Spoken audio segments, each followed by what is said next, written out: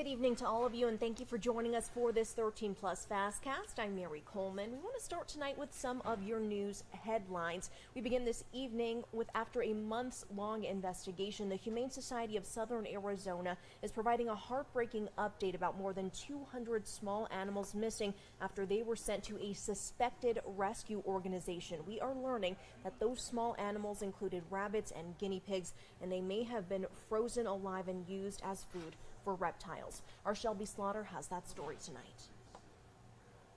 It's been months since more than 300 guinea pigs and rabbits were transferred to the Humane Society of Southern Arizona from San Diego. We had no idea that anything like this was even possible. Nobody could have foreseen anything like this. Gary Weitzman with the Humane Society of San Diego tells me it all started back when the Humane Society of Southern Arizona agreed to take more than 300 animals on the premise they would be adopted out. But they never were. This has literally never happened in my 30-year history of animal welfare. The HSSA was able to get 62 of the animals back, but was never updated on the remaining 262. Now we're learning a horrible fate they may have faced. In a text message obtained by 13 News, it shows an alleged August 8th conversation between Colton Jones, who took ownership of the animals, and another person. The text message reads, "Do you have the ability to freeze a bunch of guinea pigs and or rabbits? I don't have the manpower or labor to be able to do it in time for the show, and it's too much for me." HSSA Board Chair Robert Garcia tells me he just learned of the discovery and is heartbroken, and is now taking steps to make sure there is justice for these animals. We are considering legal action against Mr. Jones. That's one. And potentially against former HSSA employees. Garcia says Jones denies the allegations, but won't say where they are otherwise. Weitzman tells me transferring animals between places is common and said it gives them a better chance at adoption. But when asked why the Humane Society didn't check into Jones and his background, this is what he said. I just spent the last 10 minutes calling different reptile places around Phoenix, and almost every single one has either cut ties with Colton or says they will not work with him. So how does that feel, knowing that HSSA could have also done the same due diligence before handing over those animals? I don't think there was any due diligence to do as far as Colton Jones is concerned. HSSA would never have a relationship with someone like that. They, like San Diego Humane, are dedicated to saving lives. Never, ever to work with someone who's, one, selling animals, and two, potentially working in a situation where animals would be used if they were transferred as food. And that was our Shelby Slaughter reporting. A traffic stop turned into a chase on I-10 involving DPS, and the suspect is now in jail. DPS says it started near I-19 when the suspect refused to pull over for a traffic stop. They had to call the chase at one point, but troopers later found the suspect near Kolb and Sycamore Park. We understand that shots were fired at one point, but no one was hit.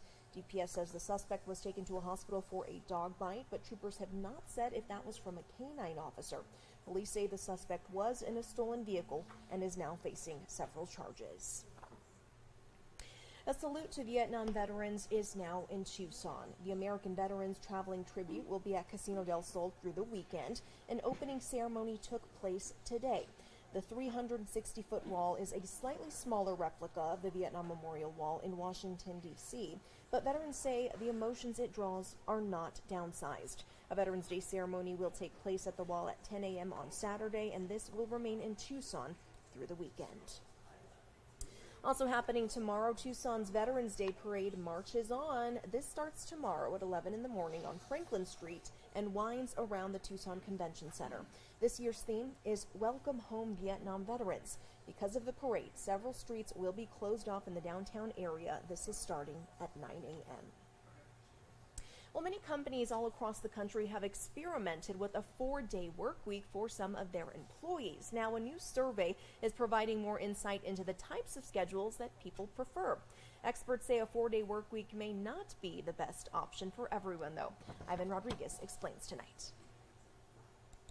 Once considered a fantasy, more and more companies are experimenting with the 4-day work week, testing what's always been the norm. There were obviously benefits for sort of individuals in the sense of having more time for family, rest and recovery. But the benefits don't stop with the employees. Having those boundaries really encourages companies to think about their processes, make them work more effectively, and make them more resilient and sustainable organizations. When people were asked how different options would impact their well-being at work, 77% of U.S. workers said a 4-day, 40-hour work week would have a positive impact, according to a new Gallup survey. But experts say those 10-hour days could lead to burnout. It's a question of, do you like a 3-day weekend more than you hate 10-hour work days? The COVID-19 pandemic forced employers to embrace work from home and hybrid options. But now economic uncertainty is leading large companies to order their employees to return to the office. So would a 4-day work week ever be embraced by the corporate world? We've seen a divergence between the largest companies really doubling down against flexibility over the past few months, but flexibility is still thriving among smaller and mid-sized businesses that are using that benefit, and flexibility is a benefit, as a way to attract workers who wouldn't necessarily consider them otherwise. I'm Ivan Rodriguez reporting. All right, now time for a check of our weather with meteorologist Corey Kowitz. Corey, lots of people looking toward the weekend because there's a lot going on. They're wanting to know what it's looking like. But right now, I think it's gorgeous outside. I do too. Believe it or not. I was waiting for a but. No. Believe it or not, how long it's been since it's been this cool will shock you. I mean, let's go to that slide here. Right. So 73, that's all I got up to. And yeah, I'm giving this temperature a nice thumbs up. I just took a selfie right before this. Put it in the slide. 73 was the high. That's the coolest we felt since April 5th. 218 days in the making, and everyone was cool today. Nobody got to 80 degrees in the region, topping out at 79 in Phoenix and areas to our east. How about just a high of 68 in a place like Wilcox? And that'll make it cool for for the low tonight into the morning tomorrow, getting down to 45.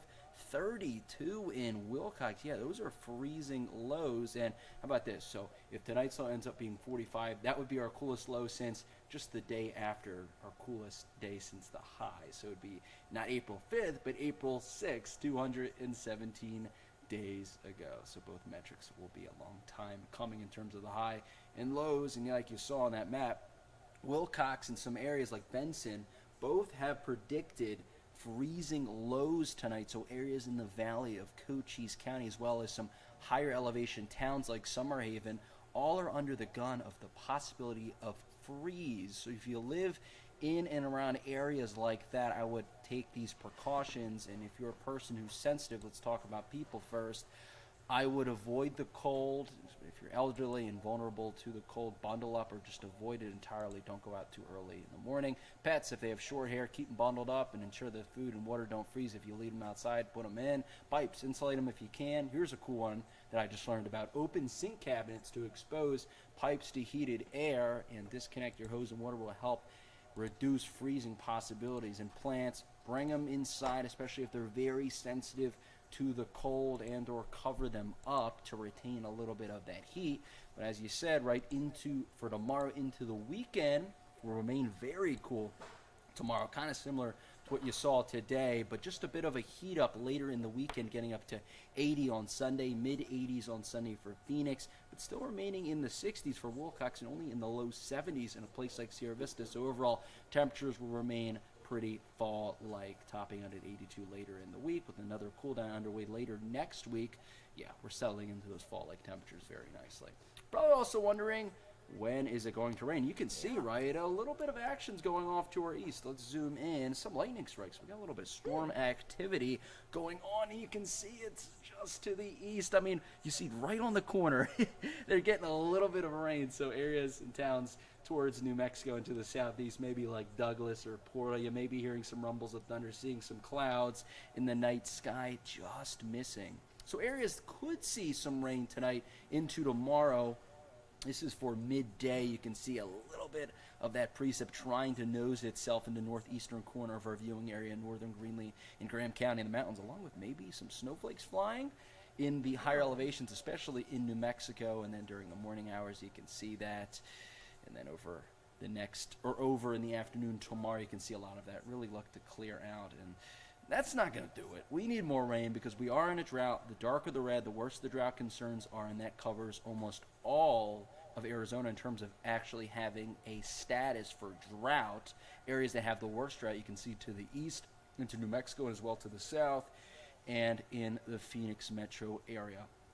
We're tracking another chance of rain. So this is Sunday into Monday. You can see that low, and it's going to try to bring in a little bit of moisture into the southeast corner of this state, but it's not going to do enough. So I'm looking towards another system, and the models have been holding true over the last couple days. There's a lot of agreement in the models and over the last 2 days, so it's becoming increasingly likely that we could see a system move in later in the week. So this is for Tuesday. You can see that system out to our west in the Pacific going to continue to move to the east, and this is for next Wednesday overnight hours. You can see this model is pushing rain, widespread rain in the region through the night into Friday morning, and a lot of models are saying this. So let's look at rainfall. So this is rainfall through Monday with those two little systems, not really impacting us. You can see some areas near the New Mexico border possibly getting just a bit of rain, and then with this system later next week, yeah, that's widespread rainfall. And you can see what that legend to the left,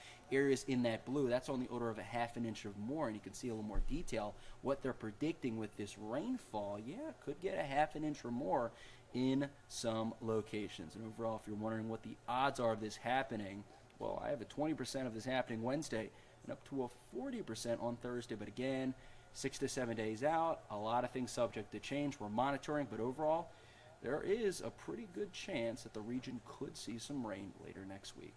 All right, we'll keep our fingers crossed. Very much so. Thanks, Corey. All right, we're going to move on to some of the talk of the town. Here's some video. We are hearing Jersey Shore is in Tucson. As I mentioned, it's been the talk of social media. The cast was in Tucson for a few days to film for the show. We are told that filming has ended, but the director of Film Tucson tells us, quote, "Visit Tucson and Film Tucson worked with the producers over the last 2 months to bring this popular program here and made sure that Tucson locations, businesses, and attractions were featured on every aspect of the show." Well, look, you know, the saying goes GTL, they like to gym, tan, and laundry. I'm sure they got their tan on here, but it seems like they are leaving town. So if you got a glimpse of them, congratulations. It seems like a lot of people were excited to see them in our neck of the woods. We'll keep you updated on when the show is supposed to air. Well, we'll leave you with a live look of Mount Bigelow this evening. Things even looking chilly from this video, huh? We hope you have a great evening, and we hope you will also join us for 13 News Live at 10. Have a great night.